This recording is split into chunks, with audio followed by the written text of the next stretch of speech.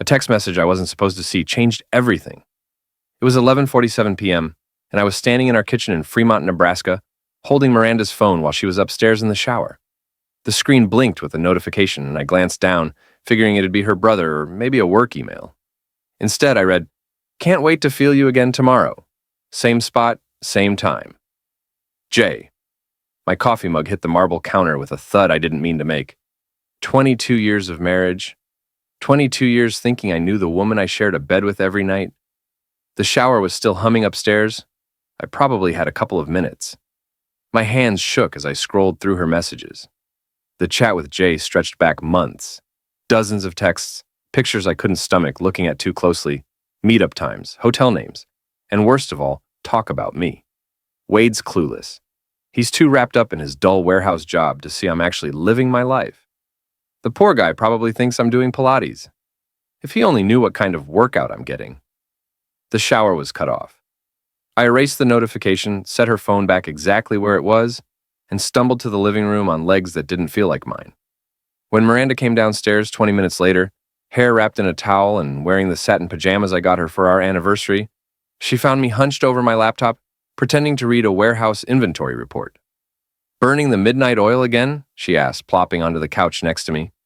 Her voice had that familiar mix of light scolding and fake worry. "Distribution problems," I muttered, eyes glued to the screen. "Nothing that can't wait till morning." She leaned over and kissed my forehead, her lips still warm from the shower. "Don't overdo it, Wade. You know what they say about all work and no fun." Oh, I knew what she meant by fun now. "Actually," I said, shutting the laptop, "I was thinking we should do something special. Maybe a weekend trip, just us." Her smile flickered for half a second. "That'd be great, but work's insane right now. Maybe next month?" "Work, yeah. Her job at the ad agency that apparently needed lots of afternoon meetings at the Starlight Motel." "Sure," I said.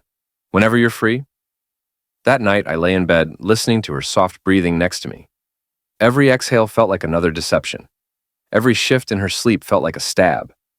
When she rolled over and threw her arm across my chest, I had to clench my jaw to keep from shoving her off. 22 years. Our daughter, Kaylee, was 17, applying to universities, dreaming of her future. What would this do to her? To us? But first, I needed answers. Every detail, every person, every lie she'd spun. I needed to know who my wife really was. The next morning, Miranda said she'd be working late again. "Big pitch tomorrow," she said, spreading jam on her toast with the same practiced ease she used to spread her lies. "Probably won't be back till 10. "I'll keep dinner warm," I said, skimming the business section of the newspaper, like I had every morning for years. "You're too good to me," she said, pecking the top of my head. I don't know how I got so lucky. I waited until her car pulled out of our driveway in Westfield Heights, before calling in sick to work. In 22 years at Baxter Warehousing, I'd taken maybe 5 sick days. My boss, Sheila, didn't bat an eye. "Rest up, Wade. You never take time off." If only she knew why I needed it now. I drove to an electronics store and paid cash for a GPS tracker, small enough to hide under a car bumper. The young clerk asked if I needed help setting it up. "It's for my daughter," I lied smoothly. "Gotta make sure she's driving safe." He nodded. "Smart dad. Kids think they're untouchable." The irony hit me like a punch. Installing the tracker took 5 minutes. Miranda's silver Toyota Camry sat in our driveway, looking as innocent as a fresh snowfall. I slid underneath and clipped the magnetic device to the rear axle. My hands didn't shake. My breathing stayed even. Apparently, 22 years of marriage had taught me how to hide my own lies, as well as she hid hers. All day I sat in my home office, watching a blue dot move across my phone. At 2:17 p.m., it left her office in downtown Fremont. At 2:31 p.m., it stopped at the Starlight Motel on Route 77.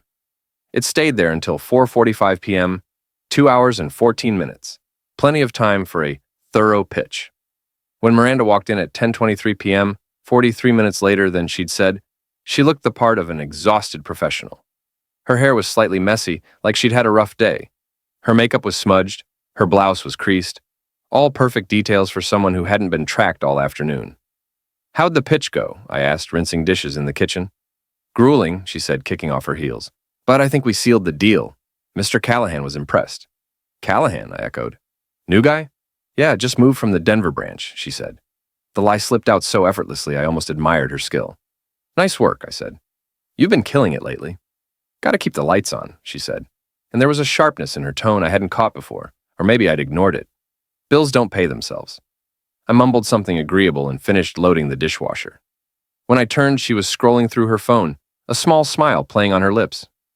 Anything good? I asked. Just work stuff, she said, flipping the phone face down fast. You know how it goes. Oh, I knew exactly how it went. That weekend, when Miranda had another work emergency, requiring her from 1 p.m. to 6 p.m. on a Saturday, I headed to an office supply store and bought a tiny security camera meant for home surveillance. Small enough to hide in a car's interior and record everything. Installing it meant taking apart part of the dashboard. But I'd always been handy. In my old life, the one that ended 4 days ago when I saw that text, I used to love tinkering with cars. It was calming, straightforward. Find the issue, fix it, make it run right. Not like this. If only marriage was as easy as fixing a car. The camera I'd installed was tiny, about the size of a dime, and once it was tucked into the dashboard, you'd never know it was there. It recorded nonstop, saving everything to a little SD card with enough juice for 72 hours. Plenty for what I needed. Monday morning, I swapped out the SD card for a fresh one and loaded the weekend's footage onto my laptop. The first few clips showed Miranda driving alone, humming to some pop song on the radio, fixing her lipstick in the rearview mirror.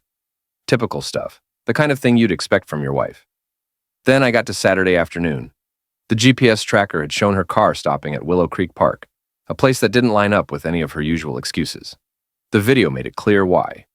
A black Audi pulled up next to her car in the nearly empty lot.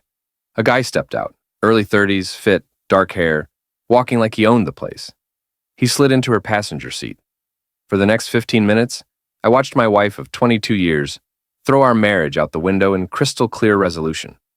Their voices were too low for the mic to catch, but the way they moved said it all. Lingering touches, familiar gestures, the kind of ease that comes from doing this over and over. When things went beyond talking, I shut it off. I'd seen enough, but I knew I needed more. Not more of that gut punch betrayal, but the bigger picture. Who was this guy? How long has this been going on? Who else was in on it? Because there's always someone. Affairs don't happen in a vacuum. There's a friend who covers, a coworker who plays along, someone who makes the lies feel okay. I needed to find that someone. The GPS tracker showed a pattern over the next week. Tuesday, another stop at Willow Creek Park, 3:15 p.m. to 4:30 p.m. Thursday, back to the Starlight Motel on Route 77, 2:00 p.m. to 4:45 p.m. Saturday, a new spot, the back parking lot of Peak Pulse Gym on Meridian Avenue. That explained the guy's physique. I swung by the gym during my lunch break. The Audi was parked in the employee section close to the building. A sign by the entrance listed the staff. Jared Holt, personal training coach. Jared Holt. So the mysterious J had a name. I sat in my car across the street watching people come and go, moms with strollers, guys in pricey workout gear, kids full of energy, and then Miranda. Her Toyota rolled into the lot at 2:47 p.m. She didn't head into the gym. Instead, she walked to the employee entrance at the back. Jared Holt met her there, still in his gym uniform, a snug polo with the logo and shorts that showed off legs built like oak trees. They kissed before disappearing inside. Not a quick hello, but a kiss that screamed familiarity, possession, and zero respect for the vows Miranda made 22 years ago. I drove home with a strange kind of clarity. It all added up now, the late nights at work, her sudden obsession with fitness. 3 months ago, she'd joined a gym, saying she wanted to tone up for our anniversary. The new outfits, the way she'd been picking fights over nothing, like she was trying to convince herself our marriage was worth torching. But I still didn't know who else was involved, and I needed the full picture before I figured out my next move. That night, while Miranda was taking another long shower, I rummaged through her purse. I found credit card receipts from restaurants I'd never heard of, a business card for a divorce lawyer, and a scrap of paper with 2 phone numbers in her handwriting. One was Jared Holt's. I'd already looked him up online. The other belonged to Brent Carver, my best friend, my coworker, the guy who stood beside me at our wedding. I stared at that paper for what felt like forever. The shower was still running upstairs. Miranda was probably thinking about Jared, the hot water washing away her guilt. Maybe she was planning their next meetup, maybe chuckling about how blind her husband was. But Brent? What was his part in this?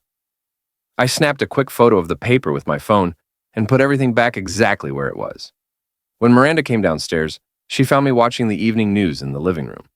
"Anything big going on out there?" she asked, dropping onto the couch beside me. "The usual," I said. "Wars, scandals, people lying through their teeth." She shot me a quick look. "You're in a mood tonight." "Just worn out. Rough day at the warehouse." I paused, then dropped the bait. "You should talk to Brent about easing up on your hours. You seem stressed." There it was, Brent's name, slipped into the conversation like it was nothing. But nothing was nothing anymore. Every word was a chess move. Every glance was a performance. "Maybe I will," she said, her voice smooth as ever. Brent's always been good at handling pressure. The next day, I called Brent and suggested we grab lunch, just the two of us, like we used to before life got so hectic. He sounded surprised, but happy. "Hell yeah, man," he said. "It's been forever. How about that new spot on Grand Street? I hear their burgers are killer." We met at 12:30. Brent looked sharper than he had in months. New jacket, fancy watch, a grin that screamed confidence. The kind of look you get when you're flush with cash or a clean conscience. Maybe both. "What's the occasion?" he asked after we ordered. "You sounded off on the phone." "Can't a guy treat his best friend to lunch without a reason?" I said, forcing a smile. "You could, but you don't," he said, leaning back. "You're Mr. Predictable, Wade. Lunch on a Tuesday, that's not your style." He wasn't wrong. I'd always been steady, dependable, the guy who did what he said and meant what he said. I'd always been the kind of guy whose wife could carry on an affair for months without a second thought about getting caught. "I've been thinking about shaking things up," I told Brent over lunch. "Miranda's been pushing me to be less predictable." Something flashed across his face. A quick twitch, gone in half a second, but I saw it. Guilt, maybe, or fear. "Change can be good," he said, picking his words carefully. "What kind of changes are you thinking about?" "Nothing wild," I said.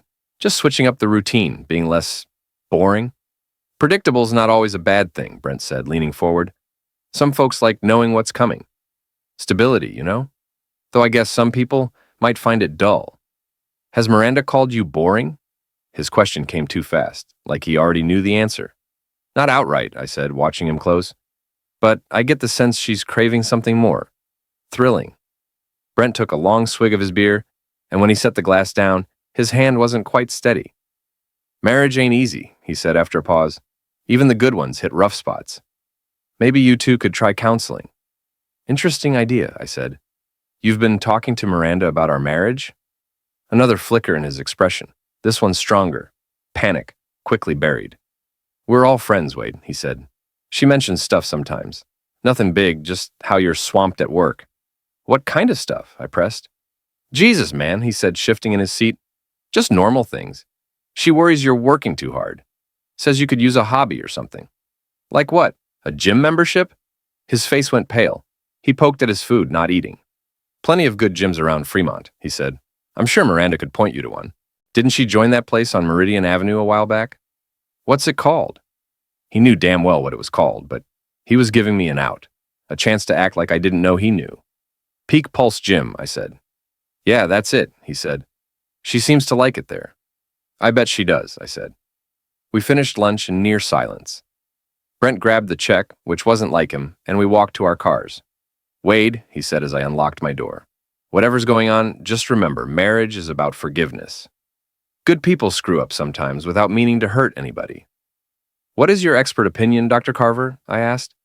"Just saying, as someone who cares about you both," he said. "You and Miranda are my friends. I want you to be happy." "Both of us," I said. "You said you care about both of us. But there's 3 people here, right? You, me, Miranda.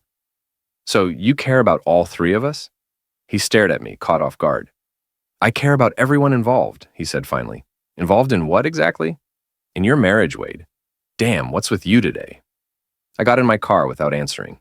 In the rearview mirror, I saw Brent standing by his car, phone to his ear, talking fast to someone. I didn't need to guess who. That evening, Miranda was on edge. She kept glancing at her phone, jumping at every creak in our house in Westfield Heights. When Kaylee asked about her weekend plans, Miranda snapped at her for no reason. "Sorry, sweetheart," she said right after. "Work's just got me stressed." "What's going on at work?" Kaylee asked. At 17, she was sharp. Too sharp sometimes. "Nothing you need to worry about," Miranda said. "Grown-up stuff." "Grown-up stuff like what? Are you getting fired?" Kaylee pressed. No, I'm not getting fired, Miranda said, her voice tight. God, Kaylee, can't I have a tough day without the third degree?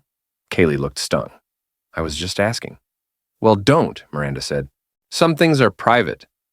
I caught Kaylee's eye across the dinner table and gave her a small nod. She tried to smile back, but I could see the worry in her face. Miranda's behavior wasn't normal, and Kaylee had picked up on it. After dinner, while Miranda was on another long phone call, another work crisis, she'd said, I helped Kaylee with her math homework. Is Mom okay? She asked quietly. She's been acting strange. How so? I said, keeping my voice even. I don't know, she said. She's secretive, and she keeps getting texts that make her smile. But when I ask who they're from, she just says it's work. Work stuff doesn't make people smile like that. Smart kid, too smart. Sometimes grown-ups deal with complicated things, I said. Doesn't always mean something's wrong. But something is wrong, isn't it? She said, looking at me. At 17, Kaylee was getting ready to head off to college, still believing the world was fair and people were mostly honest. In a few months, she'd be out there, making her own choices about trust and love. I hope not, I said. But if there is, we'll handle it together. Promise. Promise, she echoed. That night I lay awake, not plotting revenge, not yet, but mapping out my next steps. I needed the whole truth before I decided what to do. The next morning, while Miranda was at an early meeting, the GPS tracker showed her car at Jared Holt's apartment complex in Oakwood Estates. I drove to Kaylee's school and signed her out for a fake doctor's appointment. Dad, what's going on? She asked as we left the school. My teeth are fine. I need to ask you something, and I need you to be straight with me, I said. Can you do that? Am I in trouble? No, I said, but I think your mom might be. I pulled into an empty lot and cut the engine. We sat there, the silence heavy. What kind of trouble? Kaylee asked finally. The kind that could change our family, I said. I told her the basics, not the ugly details, but the truth. The texts, the GPS tracking, the meetings with Jared Holt, Brent's possible role. Kaylee listened, not saying a word. When I was done, she stared out the window for a long time. I knew something was off, she said at last. I thought you guys were just having normal fights. This isn't normal. What am I going to do? I said. I don't know yet, but I need you to think hard about something. Have you seen your mom with anyone? Any guys you didn't know? Anything that seemed off? Kaylee went quiet, thinking for nearly a minute. About a month ago, Kaylee said slowly, I was at a coffee shop with my friend Jenna, and I spotted Mom's car in the parking lot of that motel on Route 77, the Starlight Motel. It was weird because she was supposed to be at work, so I walked over to see if something was wrong. What did you see? I asked, my voice steady, but my gut twisting.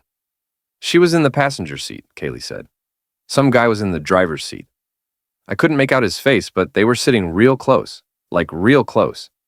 And she was laughing in a way she hasn't laughed at home in forever. Did you bring it up with her? Yeah, that night at dinner, she said. I mentioned seeing her car at the motel, and she got mad, like really mad. Said I was wrong, that she'd never been there, and to stay out of her business. But you know what you saw, I said. I know she was lying, Kaylee said, her voice quiet but sure. We sat in the car, the silence heavy for a few minutes. There's something else, she said finally. Last week, Uncle Brent called the house while you were at work. Mom thought I was upstairs, but I overheard part of their talk. What did you hear? He said something about being careful, that you were asking questions. And Mom said you'd never figure it out because you trust people too much. Her words hit like a punch to the chest. 22 years of marriage. 22 years thinking I knew the woman I shared my life with. 22 years being the idiot who trusted too easily. Dad, Kaylee said, her voice small, are you going to divorce her? I don't know yet, I said. Are you going to do something crazy? I looked at my daughter, 17 and still naive enough to think the grown-ups in her life would handle things with sense and calm. No, I said, nothing crazy. But as we drove back to her school, I knew I was lying. What I was planning wasn't crazy. It was calculated, precise, and completely rational. That's what made it so dangerous. Over the next week, I dug deeper. I hired a private investigator named Nora Kline, who specialized in cases like mine. She cost a fortune but kept things quiet, and she delivered exactly what I needed. Photos of Miranda and Jared together at various spots around Fremont, Nebraska, credit card receipts from motels and restaurants, phone records showing how often they talked. But the real gold was what Nora dug up on Jared Holt. Your wife's boyfriend has a colorful past, she said when we met at a diner across town. 2 previous affairs with married women. Both ended up messy. How messy? I asked. The first woman divorced her husband and lost custody of her kids after he proved she'd been funneling money from their accounts to fund Jared's lifestyle, Nora said. The second woman's husband pressed assault charges against Jared, but they were dropped when the husband up and vanished. Vanished? Packed up one day and left town, she said. Left his job, house, friends, everything. Odd for a guy with deep ties to the area. I stared at the photos spread out on the table. Jared and Miranda kissing in a cafe, walking into the Starlight Motel, his hand on her leg in her car. What happened to the guy who disappeared? No one knows, Nora said. He drained his bank accounts and was gone. Cops looked into it, found no foul play. Officially, he walked away from his life. Unofficially what? Jared Holt has a knack for convincing people to back off when they're in his way, she said. She slid another folder across the table. One more thing. Your wife's been meeting with a divorce lawyer. She's planning to file papers next month. I opened the folder. Inside were copies of familiar financial documents, bank statements, investment accounts, property titles, everything needed to end a 22-year marriage. How'd you get these? The lawyer's office has a talkative paralegal who likes to chat over drinks at the bar near my office, Nora said. You'd be surprised what people spill when they think you're just a friendly face. What's she after? I asked. Everything, Nora said. Full custody of Kaylee, half your assets, including your retirement, alimony, and she's claiming emotional abuse. Emotional abuse? According to her, you've been controlling and manipulative the whole marriage, Nora said. She's got a list. Late nights at work that made her feel neglected, times you asked where she was, moments she said you were verbally harsh. I skimmed the document Nora had gotten her hands on. Every normal argument we'd had was twisted into proof I was a bad husband. Every time I'd asked about her plans, it was spun as obsessive control. Every rough patch in our marriage was now evidence I was unfit. She's been building this for months, I said, maybe longer. This kind of paperwork takes time, Nora agreed. And Brent Carver's been backing her up, saying you've had angry outbursts at work, made inappropriate comments about her, and shown signs of instability. I set the papers down, my hands steady, but my vision blurring at the edges. One more thing, Nora said quietly. Jared Holt's pushing her to speed things up. He wants her to file for divorce now and go for an emergency custody order. Why the hurry? He's in deep financial trouble, she said. His gym's tanking and he owes money to some nasty people. He needs access to your wife's money fast. So this isn't about love, I said. It's about cash. Either she doesn't see it or she doesn't care, Nora said. I gathered the photos and documents, tucking them back into their folders. 22 years of marriage boiled down to a stack of evidence for a divorce I didn't see coming. What do you need from me? I asked. Depends on what you're aiming for, Nora said. If you want to fight the divorce, we can use this to expose the affair and knock down her abuse claims. If you want a better settlement, we can use Jared's money problems as leverage. What if I want something else? She studied me for a long moment. I get information, Mr. Ramsey. What you do with it is your call, but I'd strongly suggest talking to a lawyer before you make any big moves. Of course, I said. And Mr. Ramsey, watch your back around Jared Holt. His history says he doesn't take kindly to being backed into a corner. That night, I sat in my home office in Westfield Heights. The evidence spread across my desk. Photos, bank records, legal papers, GPS data, video clips. The whole ugly story of my marriage's collapse, laid out in painful detail. Downstairs, Miranda was watching TV. Kaylee was in her room working on homework. Just another normal family night, except nothing was normal anymore. I could file for divorce first, using Nora's evidence to protect my money and keep custody of Kaylee. I could confront Miranda and demand answers. I could tell our friends and family the truth. All reasonable moves for an unreasonable mess. Staring at those photos of Miranda with Jared Holt, I realized I wasn't in the mood for reasonable. I wanted them to feel the weight of what they'd shattered. I wanted them to pay. The next morning, I called in sick to work again. Then I drove to a storage facility on the edge of Fremont, Nebraska, and rented a small unit under a fake name, paying cash, no questions asked. Over the next few days, I stashed things there. Gear, supplies, documents, anything I might need for what was coming. I also started covering my tracks. I opened a new bank account at a different bank, moving money in small chunks to avoid raising any red flags. I studied legal options for different scenarios. I memorized Jared Holt's routine better than he knew it himself. And I waited. The chance came on a Thursday afternoon. Miranda said she'd be working late again.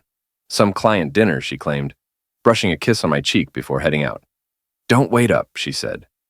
The GPS tracker showed her car heading straight to Jared's apartment complex in Oakwood Estates. Perfect.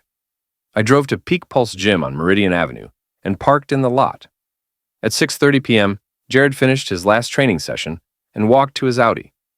He was alone. I tailed him from a distance as he drove home. His apartment was in a fancy complex with a gated entrance, but the security was more for looks than anything else. I waited until another resident opened the gate, then slipped in behind them. Jared's place was on the second floor, Unit 237. Light spilled from the windows as I climbed the outdoor stairs. I knocked. "Who's there?" he called from inside. "Maintenance," I said. "Got a report of a gas leak from your unit."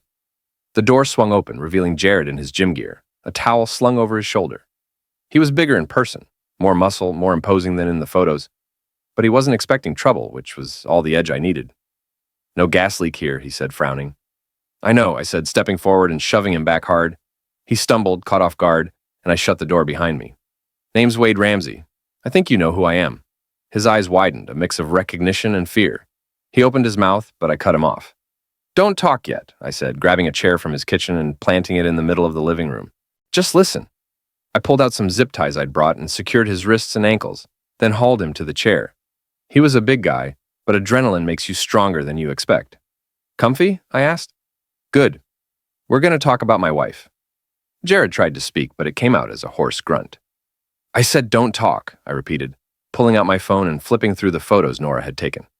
Jared and Miranda kissing in a cafe, walking into the Starlight Motel, his hand on her leg in her car. "Nice side gig you've got," I said. "Chasing married women. What's the thrill? The challenge, or just the cash?" "I don't know what you're talking about," he managed to whisper. "That's a shame," I said. "I was hoping you'd be straight with me." I showed him another photo, one of him leaving a bank with what looked like a hefty deposit bag. "Nora Kline's good at her job," I said. "Did you know she tailed you to 3 banks last week?" Funny behavior for a guy who's supposedly broke. His face went white. "Here's my theory," I went on. "You sweet-talked my wife, got her to tap into our accounts, and you've been bleeding our savings dry." Am I warm? "Wade, listen."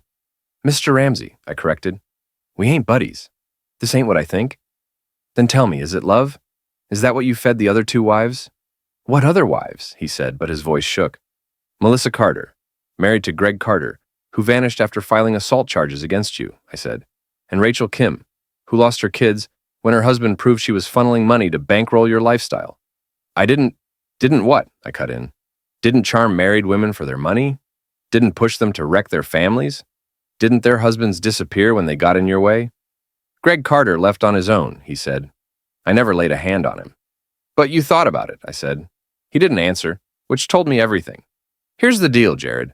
You're going to end things with Miranda.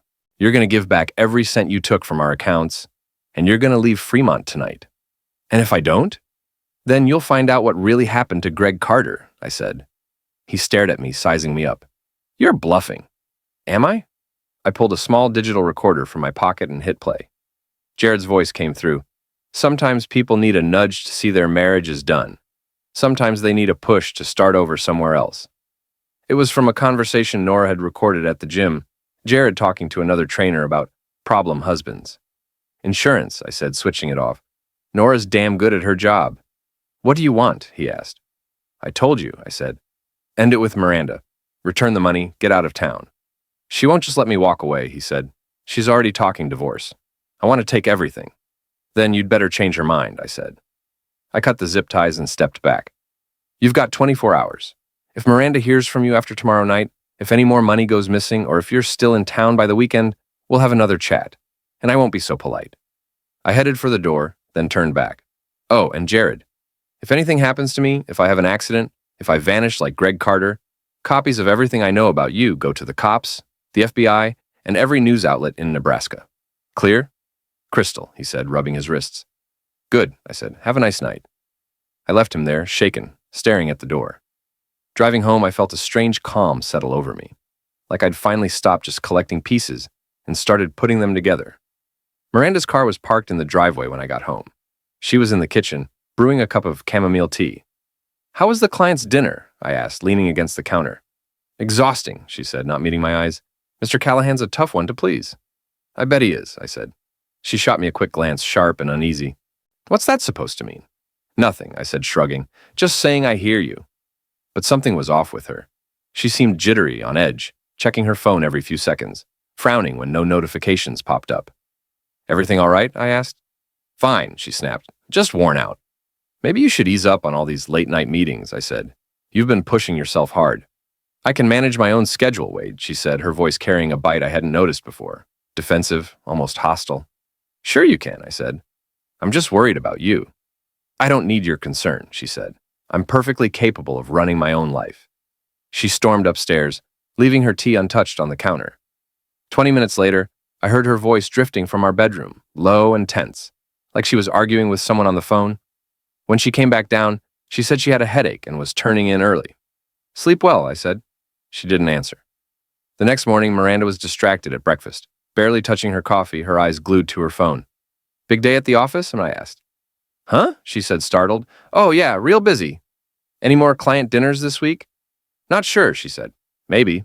Depends on how things go with the Callahan account. But her phone stayed quiet. No texts, no calls, no urgent meeting alerts. At 9:30 a.m., after she left for work, my phone buzzed. Unknown number. Hello, a hoarse voice said. It's Jared. I gave you 24 hours, I said. I know, he said, sounding rattled, probably still shaken from our little chat last night. But there's a problem. What kind? Miranda won't listen, he said. I tried to end things this morning, and she accused me of cheating on her. She's threatening to tell everyone about us if I don't explain myself. That's your mess, not mine, I said. She's talking about confronting you directly, he said. She thinks you know something and wants to get ahead of it. A cold knot formed in my stomach. Get ahead of it, how? She's filing for divorce today, he said. Emergency custody. She's meeting her lawyer at 2. I hung up without a word. Emergency custody. That meant Kaylee. That meant Miranda was about to claim I was a danger to our daughter. I called Nora Kline. We've got a problem, I said when she picked up. I'm all ears, she said. Miranda's moving faster, I said. She's filing for divorce this afternoon and pushing for emergency custody. On what grounds? Probably that emotional abuse nonsense she's been cooking up, I said. But now she'll say I've turned dangerous. Have you? Nora asked. Depends on who's defining it, I said. Wade, tell me you haven't done anything stupid. I had a talk with Jared Holt last night, I said. A real straightforward one. How straightforward? Enough to convince him to ditch my wife, I said. God damn it, she said. Did you threaten him? I laid out what happens if he keeps going, I said. That's the same thing, she said. And now your wife's freaking out because her boyfriend's bailing. What's your plan? Get a lawyer, I said, right now before she files. No, I said, I've got a better idea. Whatever you're thinking, it's a bad one, she said. Trust me. I'm going to handle this, I said. Send me your final bill, Nora. Thanks for everything. I hung up and drove home. The house in Westfield Heights was empty. Miranda at work, Kaylee at school. I had maybe 4 hours before everything changed for good. 4 hours to wrap this up. I went upstairs to our bedroom and opened Miranda's jewelry box. Tucked behind her mother's old necklace was a small key I'd seen her hide there months ago. I'd thought it was for a safe deposit box. I was wrong. It unlocked a filing cabinet in her home office, one I'd never bothered to check because I'd always respected her space. Inside was a paper trail that showed a woman I didn't recognize after 22 years of marriage. Bank statements for accounts I didn't know about. Letters to divorce lawyers going back 8 months. Records of transfers from our joint accounts to ones in her name only. And a folder labeled Insurance. Inside were dozens of photos. Pictures of me, taken without my knowledge over the past year. Me at the warehouse, looking worn out. Me snapping at a coworker over a late delivery. Me raising my voice at Kaylee when she broke curfew. Every shot was cherry-picked to make me look angry, unhinged, maybe even dangerous. At the bottom were medical records claiming Miranda had been treated for anxiety and depression, things she'd never told me about, and a doctor's note saying her symptoms matched emotional abuse. She'd been building a case against me for 8 months, long before Jared Holt showed up. The affair wasn't the reason for her divorce plans. It was just a sideshow. I sat in her office chair, surrounded by proof of a betrayal more calculated than I'd ever imagined. 22 years, and my wife had been plotting to ruin me for nearly a year. A car pulled into the driveway, snapping me out of it. I peeked out the window and saw Brent's Lexus. I quickly put everything back in the cabinet and headed downstairs to open the door. "Wade," Brent said when I answered, "we need to talk." "About what?" "About you losing your damn mind," he said. I stepped aside to let him in. "Not sure what you mean." "Jared Holt called me this morning," he said. "Said you showed up at his place and scared the hell out of him." "Did he?" I said. "That's interesting." "Interesting," Brent said, his voice rising. "Wade, what the hell are you doing?" "Protecting my family," I said. "By intimidating people? By following your wife? By acting like a lunatic?" I shut the front door and faced him. "How long have you known?" "Known what?" "About Miranda and Jared," I said. "About her divorce plans. About the money she's been siphoning from our accounts." Brent's face went pale. "I don't know what you're talking about." "Sure you do," I said. "You've been helping her build a case against me for months, feeding her stories about my behavior at work, covering for her when she needs an alibi." "You're paranoid," he said. "You're seeing things that aren't there." "Am I?" I pulled out my phone and showed him one of the photos from Miranda's filing cabinet. A shot of me at the warehouse, taken through the window on a night we'd both worked late. "Explain this," I said. "How does someone get this without someone on the inside?" Brent stared at the photo, his jaw tight. "Maybe someone was just what?" I said. "Just hiding in the parking lot with a zoom lens? Just happened to know when I'd be working late?" "I don't know," he said, his voice weak. "You don't know because you tipped her off," I said. Brent sank onto the couch, looking defeated. "You don't get it, Wade." "Then make me understand," I said, staring Brent down in our living room in Westfield Heights. "Miranda came to me 6 months ago," he said, his voice low. "She was shaken up. Said you'd been acting off, snapping over small stuff, grilling her about where she'd been, making her feel trapped in her own house." "And you bought that?" I said, my jaw tight. "She showed me bruises, Wade," he said, "on her arms. Said you grabbed her during a fight." I stared at him, my blood running cold. "I've never touched my wife like that. Never." "She had photos, medical records, a paper trail going back months," he said. "All fake," I said. "How do you know?" "Because I know what I've done and what I haven't," I said. "And I've never hurt Miranda." "People don't always see things the way they happened," Brent said, "especially when they're stressed." "So, you helped her build a case against me," I said. "Helped her paint me as some abusive monster." "I was trying to protect her and Kaylee," he said. "I didn't push her to have an affair. I didn't even know about Jared until last week." "But you knew about the divorce," I said. He nodded barely. "She asked me to back her up, to say you'd been acting unstable at work." "Unstable how?" "Your temper," he said. "How you've been lately, angry, erratic." "I'm angry because my wife's been lying to me for months," I said. "I'm erratic because my best friend's been helping her tear my life apart." "She's not trying to ruin you," he said. "She's trying to save herself." "From what?" I said. "A guy who works 60 hours a week to keep a roof over our heads? A guy who's never cheated, never lied, never raised his voice, except when our 17-year-old came home plastered at 2 a.m.? From a guy who's supposedly changing into someone she doesn't know? The only thing that's changed is you figuring out her game," I said. We stood there, locked in a stare across the living room. 25 years of friendship, boiled down to this moment of raw truth. He'd picked her side over mine. The betrayal was complete. "What now?" Brent asked. "Now I've finished what you all started," I said. "What's that mean?" "It means I'm done playing the fool," I said. "Wade, whatever you're planning, don't," he said. "Think about Kaylee. Think about your future." "I am thinking about Kaylee," I said. "I'm thinking about how her mom's about to convince a judge her dad's a monster. I'm thinking about her growing up believing I walked out, when really I was pushed out by lies." "Then fight it the right way," he said. "Get a lawyer. Prove you're innocent." "With what?" I said. "You'll say I'm unhinged. Miranda's doctor will swear she's been emotionally abused. Jared will probably claim I threatened him. Those photos make me look like a ticking time bomb. So, what's your plan?" I didn't answer. Instead, I turned to the window and looked out at the street where I'd lived for 15 years, where I'd coached Kaylee's soccer team, where I'd helped neighbors with their fences, where I thought I'd built a life that meant something. "You should go," I said, not looking back. "Wade, go," I said. "And tell Miranda if she wants to burn our family down, she'd better be ready for what comes next." "What's that?" She'll see, I said.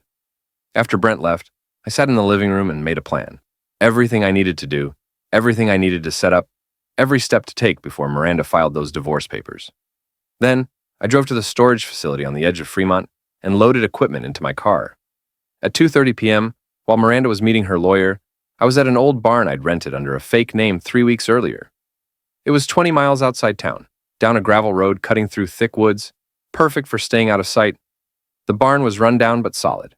No power, but I'd brought a generator. No water, but I wouldn't need it long.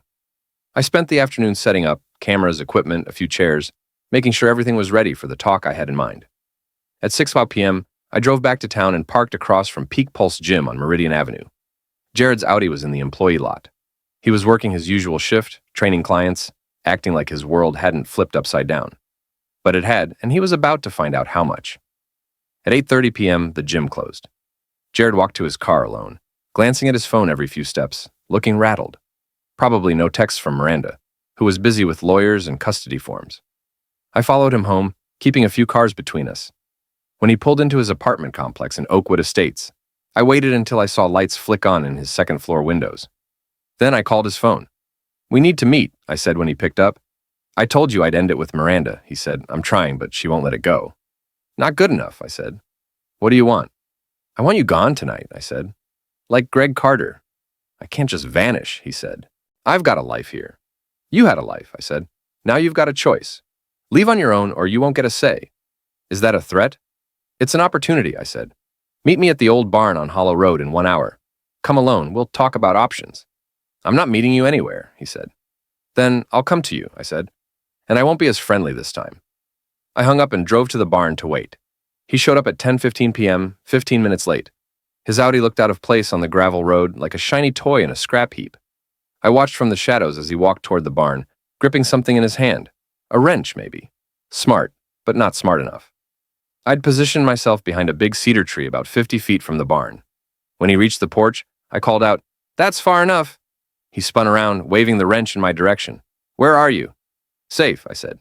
"Drop the tool, Jared." "No way," he said. "Then we've got a problem," I said. "The only problem's you," he said. "You're out of your mind if you think I'm letting you scare me off." "I'm not scaring you," I said. "I'm negotiating." "With what?" he said. "You've got nothing I want?" "I've got information on Greg Carter," I said, my voice steady in the darkness outside the barn on Hollow Road. Jared froze, his grip tightening on the wrench he held. "What kind of information?" "The kind that explains what really happened to him," I said. "He didn't just leave town. He left because you made it clear staying wasn't an option. Just like I'm making it clear to you now." "You're talking nonsense," he said, but his voice wavered. "I know you've done this before," I said.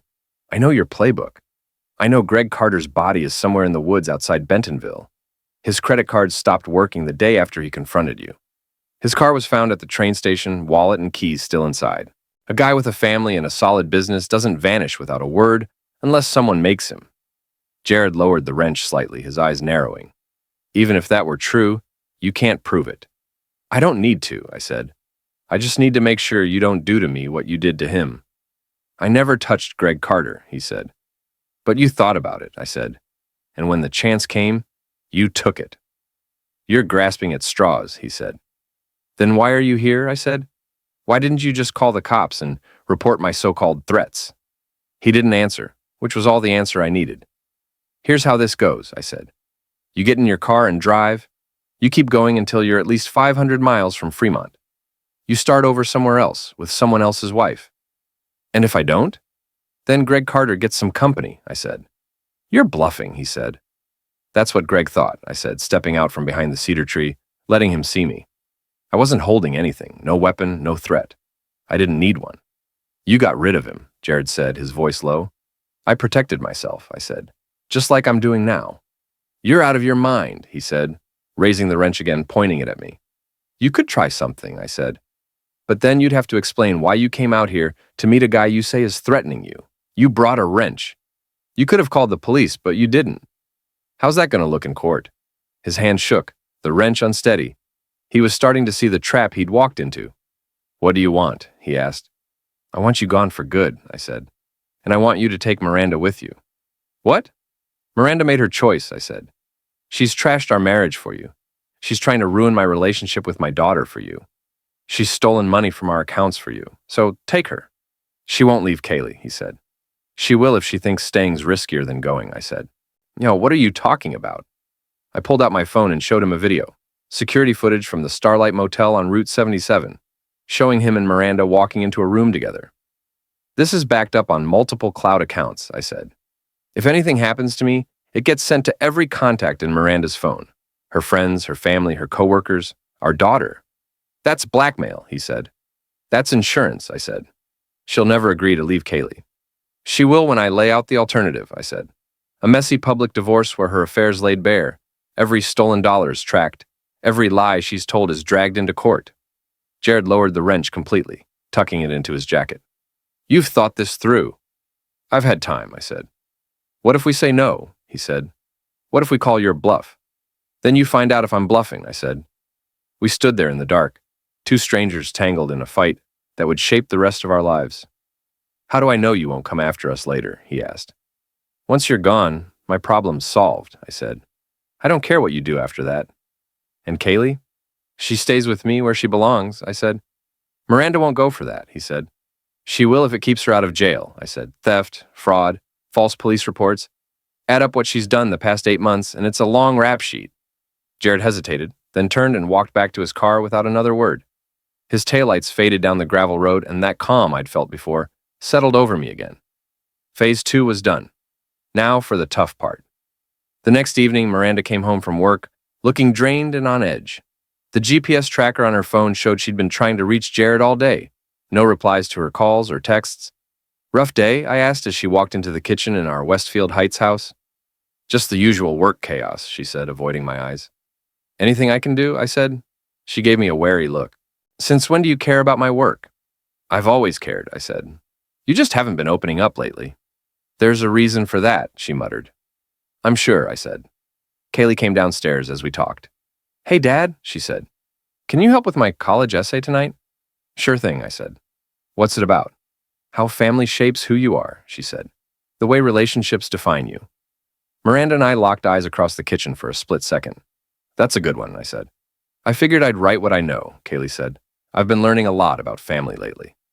After dinner, while Kaylee worked on her essay upstairs, I sat with Miranda in the living room.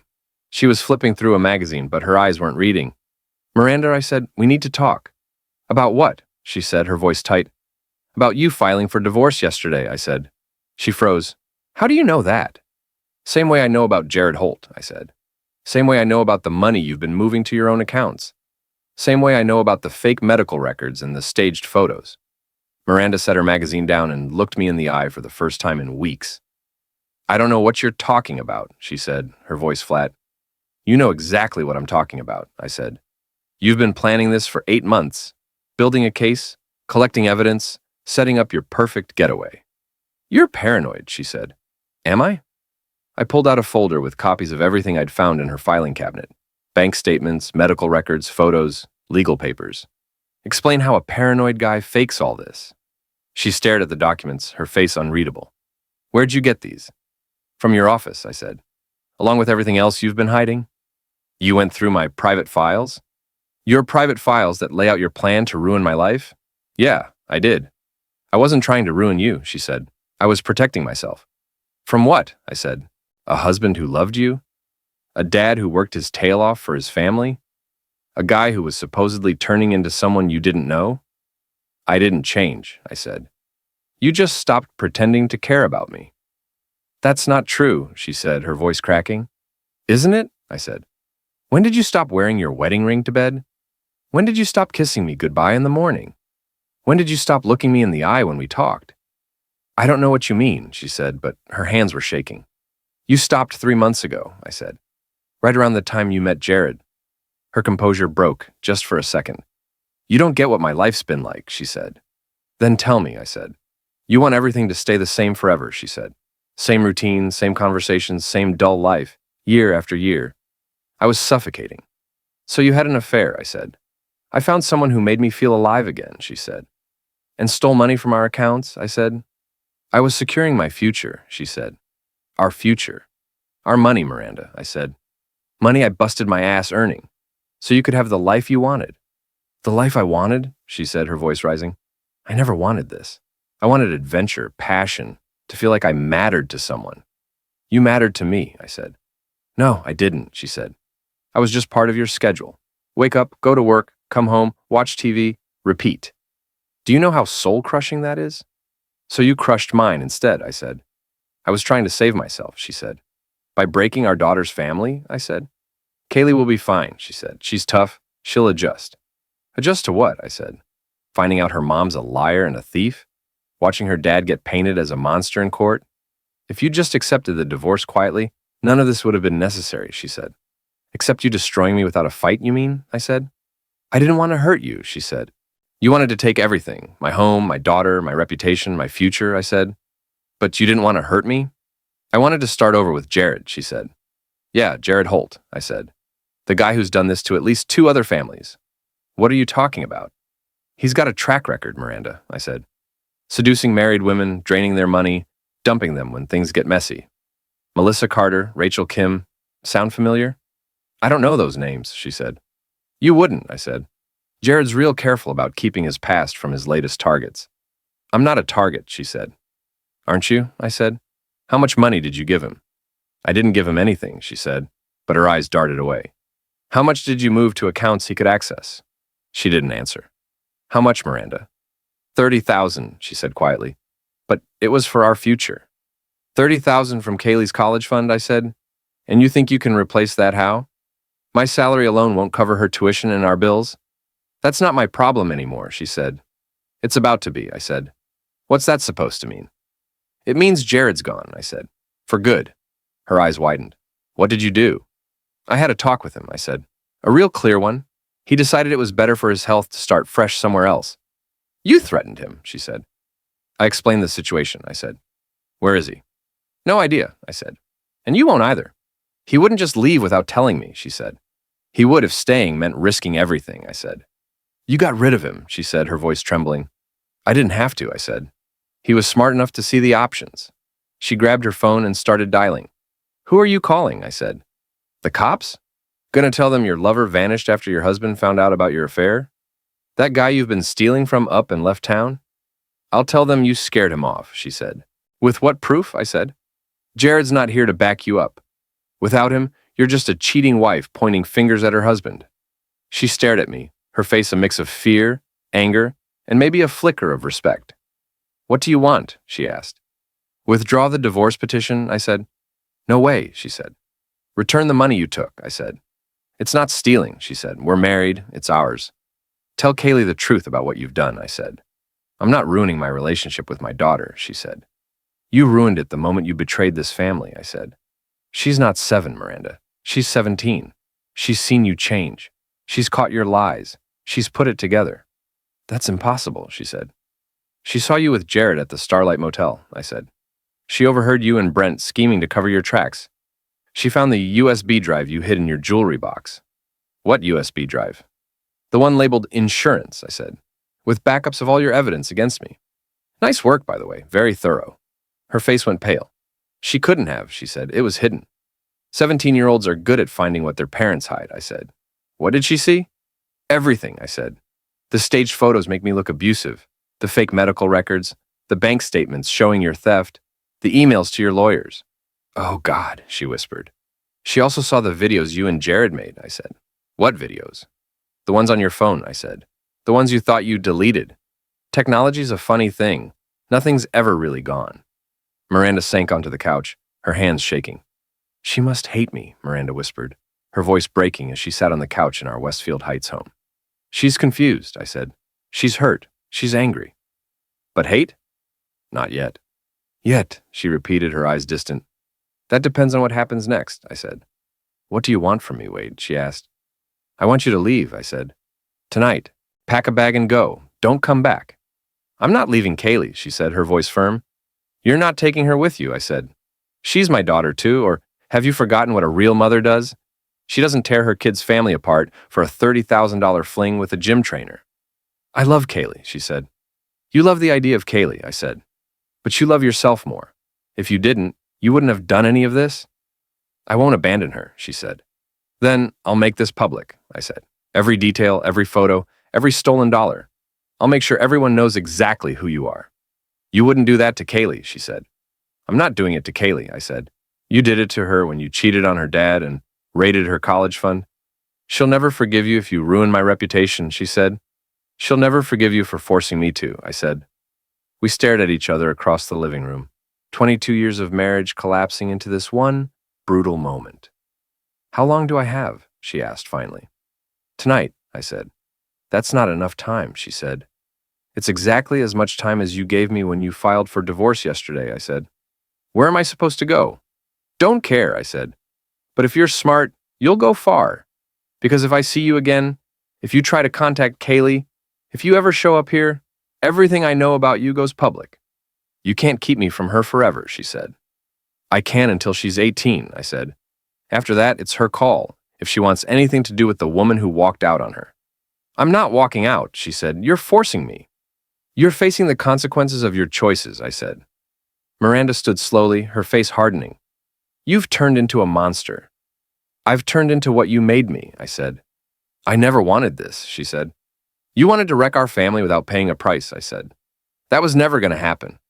What do I tell people, she asked. Whatever you want, I said. But make sure it lines up with my story. You wanted a new life, so you left to chase it. That's it. And if they ask about Jared? Jared who? I said. Never heard of him. She headed for the stairs, then paused. What about the divorce? What divorce? I said. As far as I know, we're still married. You just decided to take off for a while. You can't make me stay married to you, she said. I can't make you do anything, I said. But I can make your life hell if you try to take anything else from me. This isn't over, she said. Yeah, it is, I said. She went upstairs to pack. I heard her moving around in our bedroom, drawers sliding open, suitcases zipping shut. The sounds of a life coming apart. Half an hour later, she came down with 2 bags. I'll need money, she said. You'll need a job, I said. I'm entitled to support, she said. You were, I said. You lost that when you stole 30 grand from our accounts. I'll fight this, she said. With what? I said. A lawyer. You can't afford one without our joint accounts, and I'll make sure any attorney you call knows exactly what they're signing up for. Someone will take my case, she said. Maybe, I said. But they'll want cash up front, and once they see the evidence against you, they'll want a lot of it. She walked to the front door and stopped. Can I say goodbye to Kaylee? She's asleep, I said. I know, she said. I just want to see her one last time. Not a good idea, I said. She's my daughter, she said, her voice cracking.